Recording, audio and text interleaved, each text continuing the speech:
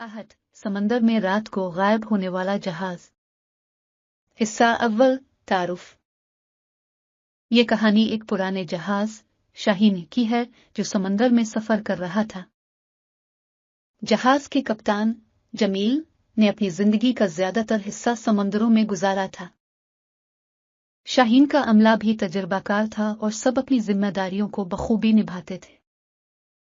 लेकिन एक रात कुछ ऐसा हुआ जो किसी ने कभी सोचा भी नहीं था। हिस्सा दुवम समुद्री सफर। शाहीन अपनी मंजिल की तरफ रवा दवा था। अमला अपने कामों में मसरूफ था और कप्तान जमील अपनी काबीना में नक्शा देख रहा था। रात का वक्त था और समंदर पर एक अजीब सा सुकून था। हिस्सा सिवम तूफान की आमद। अचानक समंदर में एक जोरदार तूफान आ गया। लहरें बुलंद होने लगे और जहाज को हिचकोले लगने लगे। अमला फौरन अपनी जगहों पर पहुंच गया और जहाज को कंट्रोल करने की कोशिश करने लगा। हिस्सा चहारुम अजीब आवाजें। तूफान के दौरान अमले ने जहाज के नीचे से अजीबो-गरीब आवाजें सुने। कप्तान जमील ने अपने नायब आरिफ को आवाजों की तहकीक करने का हुक्म दिया। आरिफ नीचे गया और देखा कि एक खाली कमरा में कुछ हरकत हो रही थी। हिस्सा पंजुम खाली कमरा। आरिफ ने कमरे का दरवाजा खोला तो देखा कि वहां कुछ भी नहीं था। लेकिन जैसे ही इसने दरवाजा बंद किया आवाजें दोबारा सुनाई देने लगी। आरिफ खौफजदा हो गया और कप्तान जमील को सब कुछ बता दिया। हिस्सा शशम पुरस्रार हस्ती।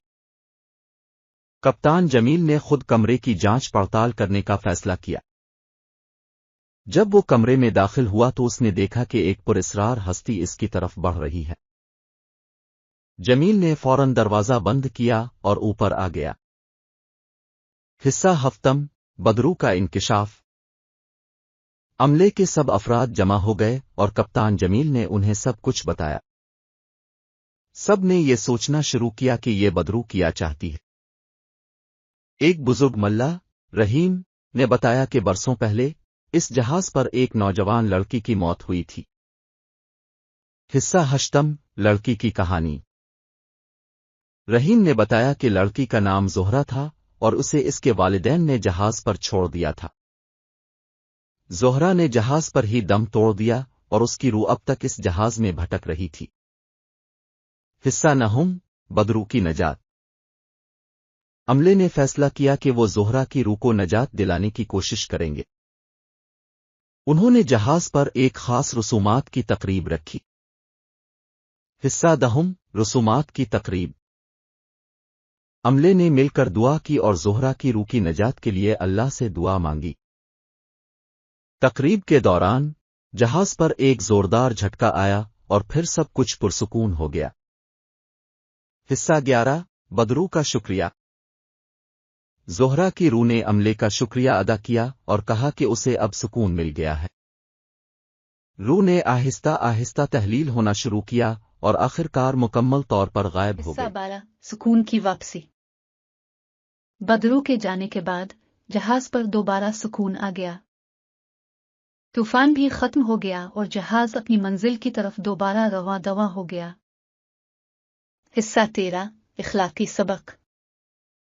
ये कहानी हमें यह सबक देती है कि हमें हमेशा अपने खौफ का सामना करना चाहिए।